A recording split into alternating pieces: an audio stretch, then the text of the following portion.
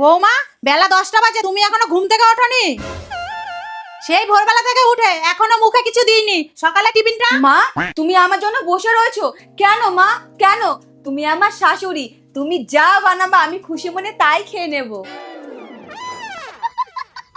তুমি আমার জন্য একদম চিন্তা করো না। দেখো বৌমা, আমি কিন্তু গরম গরম খাবার করে খাওয়ালাম। এইবার বাসনগুলো। শাশুড়ি মা, এইবার কিন্তু খুব খারাপ হয়ে যাবে। আমি তোমার বৌমা, তোমার থেকে অনেক ছোট, তাই সব কাজ আমাকে জিজ্ঞাসা করে করতে হবে না। আর তাছাড়া এই তল্লাটে আপনার মতো চকচকা করে বাসন কেউ মাজতেই পারে না।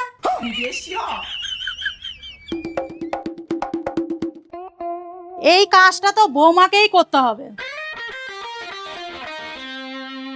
বৌমা, আজকে কিন্তু তুমি এমনিতেই দেরি করে ঘুম থেকে উঠেছো, তারপর এখনো একটা কাজও করনি। রান্না করা, বাসন মাজা হয়ে গেছে, এইবার ঘর। মা, তুমি সব কাজ আমাকে জিজ্ঞাসা করে করো না তো, আমার একদম ভালো লাগে না।